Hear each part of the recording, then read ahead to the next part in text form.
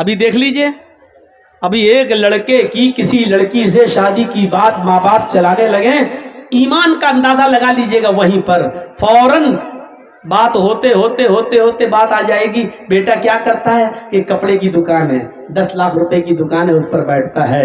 فوراً لڑکے کا باپ ایک دم کہے گا کہ جب 10 لاکھ کی دکان پہ بیٹھتا ہے تو کم سے کم ایک موٹر سائیکل تو آپ دے ہی دو گے۔ میرا بیٹا 10 لاکھ کی دکان پہ بیٹھتا ہے، کپڑے کی دکان پہ بیٹھتا ہے، تمہاری بیٹی کو کھلائے گا پلائے گا، تو کیا آپ دکان پہ آنے جانے کے لیے کیا ایک بائک نہیں دے سکتے ہو؟ ابھی پتا چل جائے گا شادیوں کے موقع پر کہ ایمان کتنا % ہمارے اندر موجود ہے۔ میرے بھائیوں، میں نے کل کے بھی جلسے میں کہا تھا کہ جب کوئی اپنے بیٹے کے نام پر بائک مانگتا ہے، موٹر سائیکل مانگتا ہے، تو اللہ کی قسم مجھے ایسا لگتا ہے کہ اس سے بڑا انٹرنیشنل بھکاری کوئی ہے ہی نہیں۔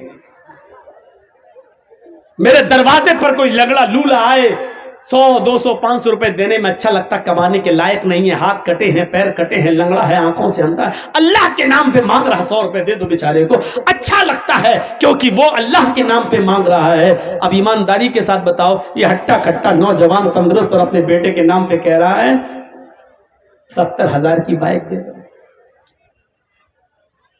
وہ اللہ کے نام پہ مانگ رہا ہے، یہ بیٹے کے نام پہ مانگ رہا ہے، تو ایمانداری کے ساتھ بتائیے کہ انٹرنیشنل بھیگاری کون ہوا؟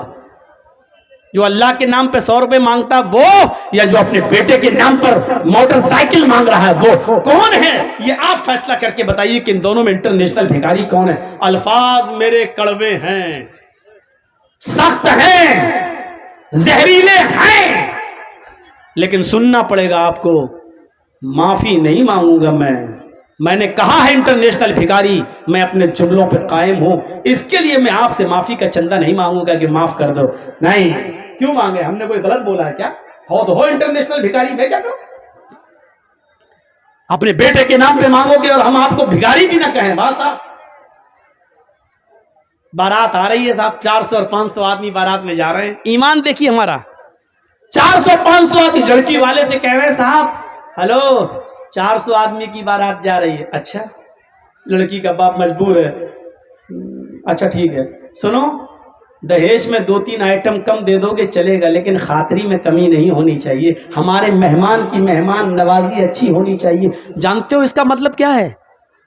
یہ لڑکے کا باپ جو لڑکی کے باپ سے کہہ رہا ہے مہمان نوازی اچھی ہونی چاہیے، اس کا مطلب آپ سمجھ رہے ہو؟ اس کا مطلب ہے میرے ساتھ جو 250 300 باراتی آ رہے ہیں، باراتی نہیں چور جو آ رہے ہیں، چور بھی نہیں، ڈاکو، یہ لٹیرے جو ہمارے ساتھ آ رہے ہیں، ان کو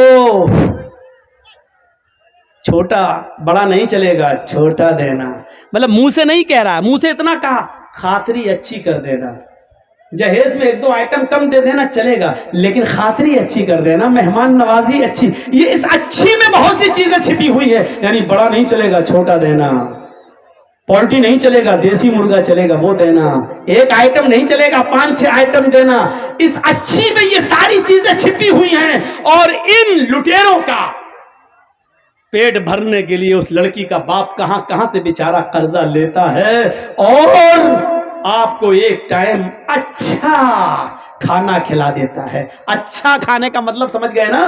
آپ کو بڑے کا نہیں مٹن کھلا دیتا ہے، دیسی مرغا کھلا دیتا ہے، آپ کے پیٹ کی جہنم کو بھر دیتا ہے، حالانکہ اس ایک دن کے کھلانے کے چکر میں اس لڑکی کے باپ کو اس کا قرض کا ادائیگی کرتے ہوئے کتنا سود دینا پڑتا ہے، اور کتنے سال تک اس کا قرضہ ادا نہیں کر پاتا ہے وہ بیچارہ۔ کبھی آپ نے اس غریب باپ کی غربت کی طرف بھی آپ نے خیال رکھا ہے؟ اتنا یاد رکھنا، اگر آپ نے کسی غریب کی غربت کو نہیں دیکھا تو آپ ظالم ہو جائیں گے، آپ ظالم کہلائیں گے۔ یہ زمین پڑی ہے، یہ خالی زمین ہے جہاں عورتیں بیٹھی ہوئی ہیں، میں یہی رہتا ہوں، تھوڑا پانی دیجیے، میں یہی رہتا ہوں، چلیے مان لیجئے، مجھے معلوم ہے کہ یہ ایک زمین کس کی ہے؟ آپ کا نام؟ شرافت علی کا نام ہے، مان لیجئے یہ زمین شرافت علی صاحب کی ہے۔ اب سنیے، بہت امپورٹنٹ بات بتانے جا رہا ہوں، سننا پڑے گا تمہیں نہیں، تمہارے باپ کو بھی سننا پڑے گا، جب تک میں یہاں ہوں یہ پاور مجھے محمد رسول اللہ نے دیا ہے۔ بیٹھو یہاں پر، سنو، یہ زمین شرافت علی صاحب کی ہے، 2 لاکھ کی زمین ہے، مجھے معلوم ہے کہ 2 لاکھ کی زمین ہے، لیکن شرافت علی صاحب کی والدہ کی طبیعت خراب ہے، ان کو ہاسپٹل میں اپنی ماں کا علاج کرا رہے ہیں۔ اب جرجیز صاحب سوچ رہے ہیں کہ شرافت علی اپنی ماں کی طبیعت کا علاج کرانے کے لیے اپنی زمین بیچے گا، کیونکہ اس کے پاس پیسہ نہیں ہے۔ اب جرجیز صاحب اس کی زمین بکنے کا انتظار کر رہے ہیں اور مجبوری کا فائدہ اٹھانا چاہتے ہیں کہ 2 لاکھ کی زمین ہمیں 1.5 لاکھ میں مل جائے۔ شرافت صاحب آئے، جرجی صاحب آپ محلے میں اچھے آدمی ہیں، آپ ہماری زمین لے لیجیے۔ صاحب ہمیں زمین کی ضرورت نہیں، اور لاک ڈاؤن کے بعد زمین کی قیمت بڑھ بھی نہیں رہی ہے، صاحب حالات خراب نہیں ہے، صاحب لے لیجیے، میری ماں کی طبیعت خراب ہے۔ اوہ اچھا، والدہ کی طبیعت خراب، ہاں ٹھیک ہے، اگر 1.5 لاکھ روپے میں دینا تو دے دو، کیونکہ زمین کی قیمت بڑھ تو رہی نہیں ہے۔ معلوم ہے کہ 2 لاکھ کی ہے، لیکن شرافت علی صاحب مجبور ہیں، اور یہ اپنی ماں کا علاج کرانے کے لیے وہ زمین 1.5 لاکھ روپے کی دے دیتے ہیں۔ ہم نے 1.5 لاکھ لگایا، انہوں نے 1.5 لاکھ دے دیا، لیکن جرجیز کو معلوم ہے کہ وہ زمین 2 لاکھ کی ہے۔ اللہ کی قسم ہم اس کے باوجود بے ایمان ہیں، چاہے سودا کر کے ہی ہم نے کیوں نہ لیا ہو، کیونکہ ہمیں معلوم ہے کہ وہ 2 لاکھ کی زمین ہے۔ ہم حق مار رہے ہیں، ہم مجبور کی مجبوری کا ناجائز فائدہ اٹھا رہے ہیں، اور اسلام یہ کہہ رہا ہے کہ تو چاہے کتنی نمازیں پڑھ لے، چاہے کتنے روزے رکھ لے، لیکن تو نے اپنے مسلمان بھائی کے اوپر ظلم کیا ہے، اللہ کی قسم تیری نماز قبول نہیں ہوگی، تیرا روزہ قبول نہیں ہوگا۔ ہم پڑھے کہاں ہیں؟ چلے گئے مسجد میں، پڑھے آئے 2 رکعت نماز پڑھ کے، داڑھی پہ ہاتھ پھیر کے نکل گئے، لگتا ہے جیسے اللہ پر بہت بڑا احسان کر کے آئے ہیں، اللہ پہ بہت بڑا احسان کر کے آئے ہیں۔ جب تک تم لوگوں کی مجبوری کا فائدہ اٹھاؤ گے تمہاری عبادت قبول نہیں ہوگی۔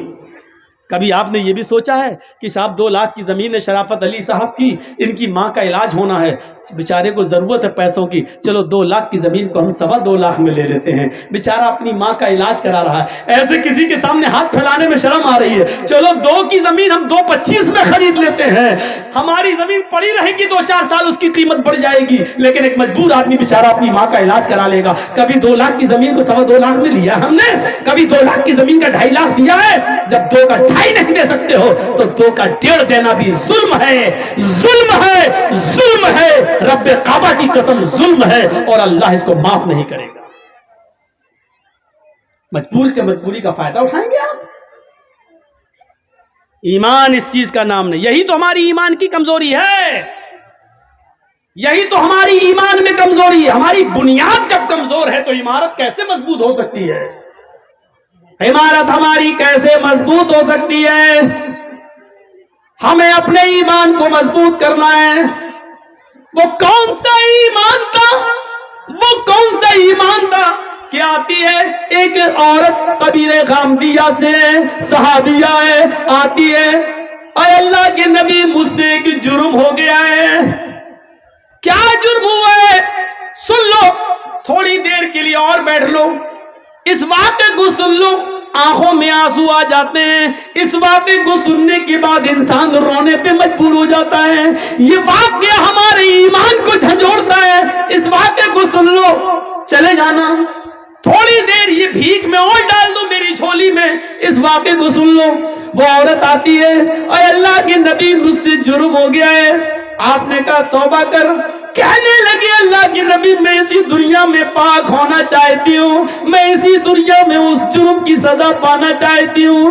آپ نے کہا توبہ کر، اللہ سے مغفرت کی دعا مانگ، اللہ غفور الرحیم ہے۔ کہنے لگی میرا جرم تو سن لیجئے، کیا اس جرم کی کوئی معافی ہے بھی یا نہیں؟ اللہ کے نبی نے کہا بتا کیا تیرا جرم ہوا ہے، کیا تجھ سے غلطی ہوئی ہے؟ کہنے لگی اللہ کے نبی میرا شوہر 2-3 سال سے گھر پہ نہیں ہے، میں جنگل میں بکریاں چرا رہی تھی، میں جنگل میں بکریاں چرا رہی تھی، وہیں پہاڑی کے پاس ایک چرواہا بھی بکریاں چرا رہا تھا، ہم اپنے شوہر سے 2-3 سال سے دور تھے، اس لیے ہمارے دل کی امنگیں اٹھنے لگی، اور اس بکریاں چروانے والے چرواہے کے ساتھ مل کر ہم نے جسمانی تعلق، شاریرک سمبند بنا لیا۔ ایک پہاڑ کی جھاڑی میں، پہاڑی کے نیچے کی جھاڑی میں ہم دونوں گئے اور ہم دونوں نے زنا کر لیا۔ انی قد صبت الحد یا رسول اللہ، اے اللہ کے رسول میں حد کو پہنچ چکی ہوں, مجھ سے اتنا بڑا جرم ہو گیا ہے, اس جرم کی سزا اسلام میں یہ ہے کہ مجھے پتھروں سے مار مار کے مار ڈالا جائے. آپ کیسے کہہ رہے ہیں کہ اللہ سے معافی مانگ لے, اللہ سے توبہ کر لے؟ اللہ کے نبی نے کہا اچھا اوہ یہ گناہ ہوا ہے تم سے, جی ٹھیک ہے, کیا چاہتی ہو؟ کہا مجھے ختم کر دیا جائے. اسلام نے جو سزا بتائی ہے پتھروں سے مار مار کے مار ڈالو, ختم کر دو, ہمیں وہ سزا دی جائے. اللہ کے نبی نے کہا ٹھیک ہے تمہیں یہ سزا دی جائے گی, جاؤ اے صحابیو اس عورت کو لے جاؤ. یہ نہیں پوچھا کہ کس نے کیا تھا, وہ مرد کون تھا, آدمی کون تھا, کہاں کا رہنے والا تھا, نہیں یہ سب نہیں پوچھا. کیوں؟ جس کی بات چھپی ہے چھپی رہنے دو, وہ جانے اور اس کا اللہ جانے. ہمارے ہاں تو ننگا کرنے کا رواج ہے, اچھا کس نے کیا, پھر اس کو فیس بک پہ ڈالو, واٹس ایپ پہ ڈالو, یہ ہمارے ایمان کا حال ہے. اللہ کے نبی چاہتے تو پوچھ سکتے تھے اس عورت سے, اکیلے نہیں ہوتا ہے زنا, کسی مرد نے کیا ہوگا, کہاں, کون ہے وہ, کہاں کا رہنے والا ہے, لیکن پوری حدیث پڑھ جائیے کہیں ڈیٹیل نہیں ملتی ہے. تم بتا رہی ہو تم گناہ سے پاک ہونا چاہتی ہو, ہم تمہیں کر دیں گے, لیکن جس کا معاملہ چھپا ہے اس کے بارے میں ہمیں پوچھنے کا حق نہیں. ہو سکتا ہے وہ اللہ سے توبہ کر لے اور اللہ اس کو معاف کر دے, نہیں تو وہ جانے اور اس کا رب جانے, قیامت کے دن جہنم میں ڈالے گا. ہم کون ہوتے ہیں اس کے پیچھے پڑنے والے؟ عیب پر پردہ ڈالو, اس کو ظاہر مت کرو, اس کو ظاہر مت کرو. یہ میری ماں بہنیں اس واقعے کو سنیں, بہت اچھا واقعہ ہے, تمہارے لیے واقعہ ہے, تمہیں بھی اس سے عبرت ملے گی. اللہ کے نبی کہتے ہیں کہ جاؤ اس عورت کو لے جاؤ اور سینے کے برابر, یہ سینہ جو ہوتا ہے عورت کا, یہاں اتنا اس کو زمین میں گاڑ دینا اور سر پہ پتھر مارنا, اور اس وقت تک پتھر مارو جب تک کہ یہ عورت مر نہ جائے, اس کی روح نہ نکل جائے. یہ عورت کی سزا کیا ہے؟ شادی شدہ مرد کی اور شادی شدہ عورت کی اگر وہ زنا کر لیں تو سزا کیا ہے؟ پتھروں سے مارا جائے گا. مرد کو دوڑا دوڑا کے مارا جائے گا, مرد کو ایک میدان میں کھڑا کر دیا جائے گا بیچ میں, اور چاروں طرف پبلک رہے گی, عوام, سب کے ہاتھوں میں پتھر ہوں گے, اور اس طریقے سے چاروں طرف گھیرا بنا لیا جائے گا کہ وہ بھاگنے نہ پائے, اور بیچ میں اس آدمی کو کھڑا کر دیا جائے گا, اور پھر پتھر مارے جائیں گے, جہاں سے گزرے گا وہی پتھر, سب کے ہاتھوں میں پتھر ہونا چاہیے. یہ مرد کی, سمجھ رہے ہیں زنا کی سزا کیا ہے؟ جس کو ہم معمولی کام سمجھتے ہیں وہ اتنا بڑا جرم ہے شریعت میں.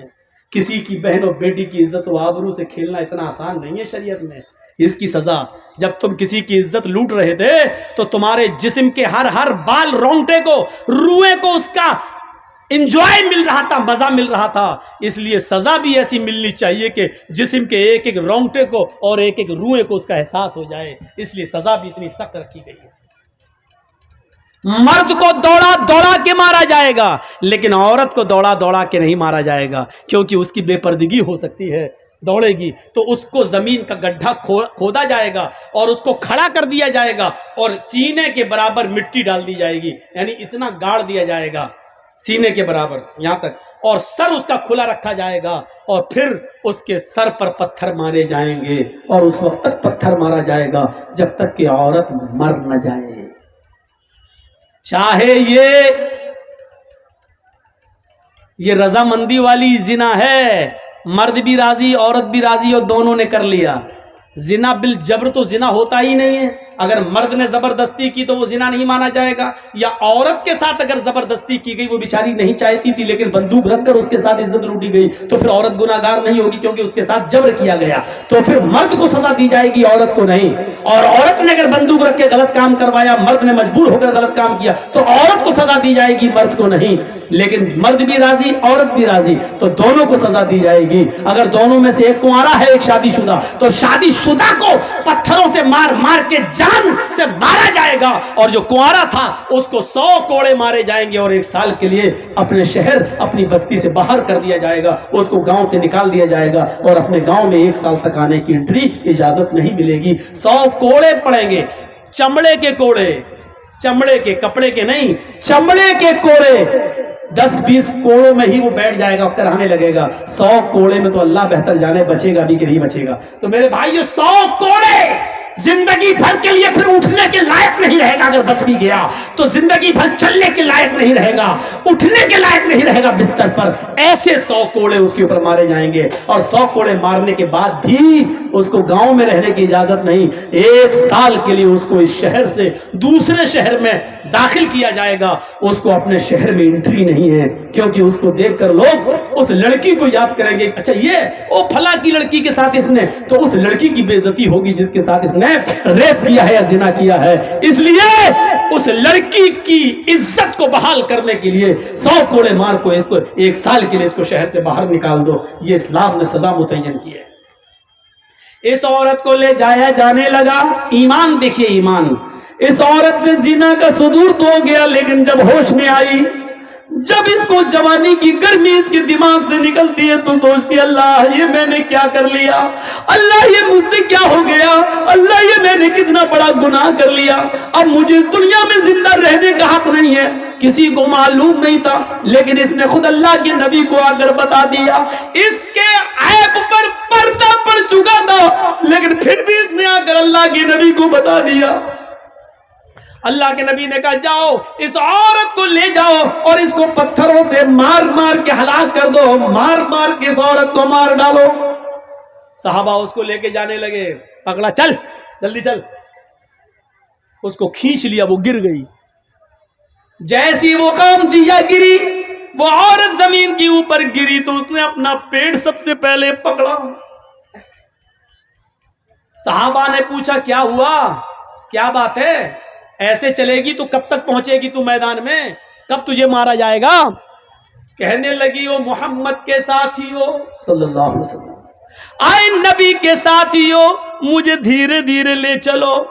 جس آدمی نے میرے ساتھ منہ کالا کیا تھا, جس آدمی نے میری عزت لوٹی تھی, جس آدمی سے میں نے زنا کیا تھا, اس آدمی کا گرب میرے پیٹ میں ٹھہر گیا ہے, اس کا حمل میرے پیٹ میں ٹھہر گیا ہے. میرے پیٹ میں ایک معصوم زندگی ہے, میرے پیٹ میں اس آدمی کا بچہ پل رہا ہے. دھیرے دھیرے لے چلو, میں تیز نہیں چل سکتی. صحابہ نے کہا تیرے پیٹ میں بچہ ہے؟ کہنے لگی ہاں. رکو. صحابہ اللہ کے نبی کے پاس آئے. اور اللہ کے نبی, آپ نے اس عورت کو قتل کرنے کا, مارنے کا حکم دیا ہے, لیکن اس عورت کے پیٹ میں تو بچہ ہے. آپ نے بلایا, ادھر آؤ. آئی. تمہارے پیٹ میں بچہ ہے؟ جی. تو تم نے پہلے کیوں نہیں بتایا؟ کہا اللہ کے نبی اس لیے نہیں بتایا کیونکہ اس بچے کا باپ وہی ہے جس نے میرے ساتھ زنا کیا ہے, اور میں نہیں چاہتی ہوں کہ یہ بچہ پیدا ہو, اور جب اس بچے کو بڑے ہو کر پتا چلے کہ میرا باپ کا پتہ نہیں, میں ناجائز اولاد ہوں, تو یہ زندگی بھر مجھے گالی دے گا. اس لیے میں چاہتی ہوں کہ میں مروں تو میرے ساتھ میرے پیٹ کا بچہ بھی مر جائے, اس لیے میں نے آپ کو نہیں بتایا. نبی اکرم نے کیا کہا, اے عورت نہیں, قصور تیرا تھا, غلطی تیری تھی, زنا تو نے کیا, تیرے پیٹ میں پلنے والے اس معصوم بچے کا کیا قصور ہے, اس بیچارے کی کیا غلطی ہے, اس کو تو کیوں مارنا چاہتی ہے؟ نہیں نہیں, ابھی تمہیں قتل نہیں کیا جائے گا, ابھی تمہیں مارا نہیں جائے گا. جاؤ ابھی اس بچے کو اپنے پیٹ میں 9 مہینے تک پالو, اور جب بچہ پیدا ہو جائے تب لے کر آنا. ناجائز بچہ ہے پیٹ میں, باپ کا پتہ نہیں ہے, لیکن اللہ کے رسول ایک ناجائز بچے کو بھی گرانے کی اجازت نہیں دے رہے ہیں. کاش مودی جی کے چمچے, یوگی جی کے چمچے کم سے کم اس حدیث کو پڑھ لیتے, نبی کی زندگی کے اس واقعے کو پڑھ لیتے. چاچا کیا ہو گیا؟ لاؤ پیسہ لینے کے لیے تو دنیا پریشان ہے. لیجیے بھائی, ছোট ছেলে হারিয়ে গিয়েছিল, তাকে পাওয়া اور গেছে, کچھ স্টেজে রাখা আছে سب মদাসিমুল উনসাহ بیٹھے. তাকে স্টেজে রাখা হয়েছে, ছেলের গার্জেন এসে নিয়ে যাবেন. سنیے سنیے سنیے تھوڑا سا, آپ ادھر دیکھیے, بڑا اچھا واقعہ ہے. اللہ کے نبی ایک معصوم کی زندگی کو کتنا پیار کی نظر سے دیکھ رہے ہیں, جبکہ معلوم ہے کہ بچے کا باپ ناجائز. یہ بچہ جب پیدا ہوگا تو حرامی بچہ کہلائے گا, ناجائز بچہ کہلائے گا, لیکن اس کے باوجود اللہ کے نبی کہہ رہے ہیں بچے کو نہیں مارا جائے گا. بچے کا کیا قصور ہے؟ اس سے زیادہ انسانیت کسی دھرم میں ملے گی؟ اس سے زیادہ مانوتا کسی مذہب میں ملے گی؟ گئے جاؤ اس عورت کو کہا بچہ پیدا ہو جائے تب آنا. 9 مہینے تک اپنے پیٹ میں رکھتی ہے. جب بچہ پیدا ہوا 2-4 دن بستر پہ لیٹتی ہے, چلنے کے لائق ہوتی ہے تو بچے کو لے کر آتی ہے. 9 مہینے میں اللہ کے نبی بھول گئے کہ یہ عورت کون ہے. آئی, اے اللہ کے رسول لیجئے بچہ. آپ نے کہا تھا جب بچہ پیدا ہو جائے تب آنا. آپ نے کہا تم کون؟ کہا نہیں پہچانا. کہا نہیں, میں وہی عورت ہوں جس سے زنا کا صدور ہوا تھا اور مجھے قتل کرنے کے لیے بھیجا جا رہا تھا. میرے پیٹ میں بچہ تھا. آپ نے کہا او غامدیہ, قبیلہ غامدیہ سے. ہاں اچھا او اب بچہ پیدا ہو گیا کہ ہاں یہ لیجیے.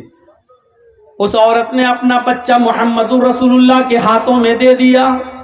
میڈیا والوں لکھو اگر تمہارے قلم میں طاقت ہے, دکھاؤ مانو تاکہ یہ شکل مودی جی کو اور یوگی جی کو بتاؤ کہ مولوی ججی اس نے ڈنڈے کی چوٹ پر اعلان کر کے کہا ہے انسانیت کا یہ سبق, جس بچے کا باپ پتہ نہیں ہے جو پیدا وہ ہو چکا ہے لیکن ناجائز اولاد ہے, ایسی ناجائز اولاد کو محمد رسول اللہ اپنی گود میں اٹھا رہے ہیں, اس بچے کو اپنے سینے سے لگا رہے ہیں. تم تو برہمنوں کے مندروں میں شودر نہیں جا سکتا ہے, برہمن کی تھالی میں ہریجن نہیں کھا سکتا ہے. تم نے تو چھوت چھات کے ایسے نیت بنا دیے ہیں کہ اللہ کے بندوں میں ہی بٹوارا کر دیا ہے کہ برہما جی نے اپنے منہ سے برہمن کو پیدا کیا, ہاتھوں سے چھتری کو پیدا کیا, رام سے ویش کو پیدا کیا, پیروں سے شودر کو پیدا کیا. برہما جی نے اپنے منہ سے اس کو, ہاتھوں سے اس کو, چھتری کو, ٹھاکر کو اور ہریجن کو سب سے نیچے والے حصے سے. تم نے تو بٹوارا کر دیا ہے, تم نے تو بٹوارا کر دیا ہے. میرے پیارے ساتھیوں ذرا تصور تو کیجئے اسلام کے اندر مساوات کا ایسا درس ملے گا, ایسا درس ملے گا. آپ کے محلے کی مسجد ہے, اذان ہو گئی ہے, پہلی صف بھر گئی ہے, جرجی صاحب مسجد میں جاتے ہیں, ایم ایل اے منہاج صاحب مسجد میں جا رہے ہیں نماز پڑھنے کے لیے. اسلام کا کی مساوات دیکھیے, آگے والی صف بھر گئی ہے, جرجی صاحب میں, منہاج صاحب میں اتنی طاقت نہیں ہے کہ آگے کی صف سے کسی آدمی کو ہٹا کر پیچھے کر دے. چل ہٹ ہٹ, میں جرجیس ہوں, میں عزت والا اصل و رسوخ والا آدمی ہوں, میں آگے بیٹھوں گا. ایم ایل اے صاحب کہتے ہیں پیچھے ہٹ, میں آگے بیٹھوں گا. اسلام نے یہ پاور نہ ایم ایل اے صاحب کو دیا ہے نہ جرجیس کو دیا ہے. سعودیہ کی سرزمین پر مکے سے بڑی کوئی مسجد کون سی ہو سکتی ہے؟ وہاں ٹیکسی ڈرائیور اگر خانہ کعبہ میں پہلے پہنچ گیا ہے, رکشہ چلانے والا پہلے پہنچ گیا ہے اور وہ پہلی صف بھر چکی ہے, تو سعودیہ کے بادشاہ کو بھی ادھیکار نہیں ہے کہ اگلی صف سے کسی آدمی کو ہٹا کر پیچھے کھڑا کر دے اور خود آگے کھڑا کر دے. نہیں, جو میرے گھر میں پہلے آیا وہ پہلے بیٹھے گا, جو بعد میں آیا وہ پیچھے رہے گا. یہ تمہاری عدالت نہیں ہے, یہ تمہارا گھر نہیں ہے, یہ تمہاری اسمبلی نہیں ہے, یہ تمہاری میراث نہیں ہے, یہ مسجد ہے, یہ اللہ کا گھر ہے. یہاں ہمارے گھر میں کوئی ایم ایل اے نہیں, کوئی ایم پی نہیں, کوئی مولوی نہیں, کوئی حاجی نہیں, کوئی نمازی نہیں. ہمارے گھر میں سب برابر ہیں. کلکم من آدم وآدم من تراب لا فضل لعربی علی عجمی ولا لعجمی علی عربی. کوئی گورے کو کالے پر فوقیت نہیں, کوئی کالا گورے سے افضل نہیں, کوئی امیر نہیں, کوئی غریب نہیں. میرے گھر میں سب آئے, سب برابر ہے. رکشہ چلانے والا بھی میرا بندہ ہے, میرے نام پر بھیک مانگنے والا بھی میرا بندہ ہے, اس ملک کی بادشاہ کو چلانے والا بھی میرا بندہ ہے, لیکن میرے گھر میں آنے والا سب میرا محتاج ہے اور میری نظر میں سب برابر ہے. میری نظر میں سب برابر ہیں. خانہ کعبہ کا طواف کر رہے حضرت عمر فاروق کے پوتے سالم ابن عبداللہ عمر فاروق کے پوتے طواف کر رہے ہیں. اس زمانے کا امیر مکے کا گورنر ہشام ابن عبد الملک ہے. وہ دیکھتا ہے کہ پھٹے پرانے کپڑے احرام میں یہ بیچارے ہیں, تو کہنے لگا اے عمر فاروق کے پوتے ہو تم؟ جی. اتنا پرانا پھٹا پرانا کپڑا پہن کر تم یہاں آئے ہو, چلو کیا چاہیے مجھے بتاؤ. اللہ کے گھر میں خانہ کعبہ میں طواف کے دوران گورنر پوچھ رہا ہے حضرت عمر کے پوتے سے تمہیں کس چیز کی ضرورت ہے بتاؤ، ہم تمہاری ضرورت پوری کر دیں گے، میں اس علاقے کا گورنر ہوں۔ اور حضرت سالم ابن عبداللہ کیا کہتے ہیں، انی لاستحی من اللہ ان اسال فی بیتی غیرہ، اللہ کے گھر میں اللہ کے ہوتے ہوئے مجھے کسی غیر سے مانگنے میں شرم آتی ہے۔ گورنر صاحب اپنا مال اپنی دولت اپنے پاس رکھو، مجھے اللہ کے گھر میں جو کچھ مانگنا ہے اللہ سے مانگنا ہے، تم سے نہیں۔ اللہ کے گھر سے جب دعا ہوا مانگ کے نکل گئے، سالم ابن عبداللہ کچھ دعا مانگ رہے تھے طواف کے بعد، 7 چکر لگانے کے بعد دعا مانگی، دعا کیا مانگ رہے تھے یہ اللہ جانتا ہے اور سالم ابن عبداللہ جانتے، تیسرا کوئی نہیں جانتا۔ بھائی ہم نے کیا دعا مانگی آہستہ تو ہم جانتے ہیں اور میرا رب جانتا ہے، بس تیسرا تو کوئی نہیں جانتا۔ تو ہشام دیکھ رہا ہے کہ سالم ابن عبداللہ کیا کر رہے ہیں، کیا ہوگا؟ আসসালামু আলাইকুম। আর একটা ছোট বাচ্চাকে পাওয়া গেছে, যার বাচ্চা আছে এখানে রাখা আছে, স্টেজে এসে নিয়ে যাবেন। একটা ছোট বাচ্চাকে পাওয়া গেছে, যার বাচ্চা আছে স্টেজ থেকে এসে নিয়ে যাবেন।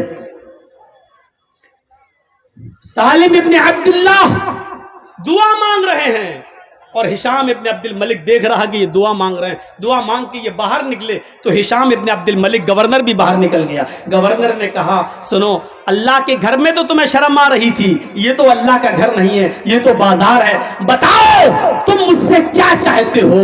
تم بہت غریب ہو، پھٹے پرانے کپڑے پہنے ہوئے ہو، تمہارا احرام 20 جگہ سے پھٹا ہے اور اس میں ٹانکے لگے ہوئے ہیں، اور تم حضرت عمر جس نے 22 لاکھ مربع میل پر حکومت کی ہے اس کا پوتا اتنا غریب۔ سالم ابن عبداللہ کہتے ہیں تم میری کیا مدد کرو گے، دنیا کی یا آخرت کی؟ کہا آخرت کی مدد تو کوئی کسی کی نہیں کر سکتا ہے، وہاں تو عمل ساتھ میں جائیں گے، ہم تمہیں کپڑا دے دیں گے، غلہ دے دیں گے، اناج دے دیں گے، کچھ دنیاوی جو ضرورت ہو دال چاول دے دیں گے، گھی دے دیں گے، دنیا میں جو چیزوں کی ضرورت ہے بتاؤ، تھوڑا سونا دے دیں گے، چاندی دے دیں گے تمہیں۔ سالم ابن عبداللہ ہنسنے لگے۔ گورنر نے کہا کیوں ہنس رہے ہو؟ کہا اے گورنر تم میرے آخرت میں کوئی کام نہیں آ سکتے؟ کہا نہیں، اور تم مجھ سے یہ کہہ رہے ہو کہ دنیا مانگو، سونا مانگو، چاندی مانگو، روپے مانگو، پیسے مانگو، اناج مانگو، غلہ مانگو، یہی تو تم چاہتے ہو کہ میں تم سے یہ مانگوں؟ کہا جی، جس چیز کی ضرورت ہو۔ آئے ہشام، آئے گورنر، جب میں نے طواف کیا اور طواف کرنے کے بعد جب میں نے 2 رکعت نماز پڑھی اور 2 رکعت نماز پڑھ کر جب میں نے ہاتھ اٹھائے اور ہاتھ اٹھا کر جب میں نے اللہ سے دعا مانگی تو جانتے ہو میں نے اللہ سے کیا مانگا؟ گورنر نے کہا کہ ہاں یہ تو دیکھا کہ تم دعا مانگ رہے ہو، لیکن کیا مانگا یہ میں کیا جانوں، تم جانو، تمہارا رب جانتا ہے، میں نہیں جانتا کہ تم نے کیا مانگا۔ ہاں سچ ہے، میں نے اپنے رب سے کیا مانگا یہ میں جانتا ہوں، میرا رب جانتا ہے، اور میں تمہیں بتانا بھی نہیں چاہتا کہ میں نے کیا مانگا، لیکن تم بار بار کہتے ہو مجھ سے روپیہ مانگو، سونا مانگو، چاندی مانگو، دال مانگو، چاول مانگو، کپڑا مانگو، دنیا مانگو، تم بار بار مجھ سے یہ کہتے ہو۔ تو سنو، جب میں نے اپنے دونوں ہاتھ اٹھا کر اللہ سے دعا مانگی، ما سألت الدنیا من یملکها فکیف اسألها من لا یملکها، تو دنیا تو میں نے اس سے بھی نہیں مانگی جو دنیا کا مالک ہے، سونا اور چاندی تو میں نے اس سے بھی نہیں مانگا جو اس کا مالک ہے، کپڑا لتا اناج و غلہ تو میں نے اس سے بھی نہیں مانگا جو اس دنیا کا مالک ہے، فکیف اسألها من لا یملکها، تو میں تجھ سے اے گورنر یہ دنیا کیسے مانگوں، یہ دنیا کا مالک تو ہے ہی نہیں، یہ دولت تیرے پاس آج ہے، کل مرا اس دولت کا مالک کوئی دوسرا ہو جائے گا، جب یہ گھر، یہ مکان، یہ بلڈنگ، یہ دولت تیری ہے ہی نہیں تو پھر تو میری کیا مدد کرے گا؟ ارے دنیا تو میں نے اس سے بھی نہیں مانگی، اپنے رب سے بھی مانگا تو جنت مانگی، اپنے رب سے بھی مانگا تو اپنے گناہوں کی معافی مانگی، اپنے رب سے بھی مانگا تو یہی مانگا کہ اللہ جب تک میں دنیا میں رہوں ایمان کے ساتھ رہوں، جب میری روح نکلے تو ایمان پر میری روح نکلے، دنیا سونا اور چاندی تو میں نے اس سے بھی نہیں مانگا۔ یہ ایمان تھا ان کا میرے بھائیوں، ایک ہمارا ایمان ہے۔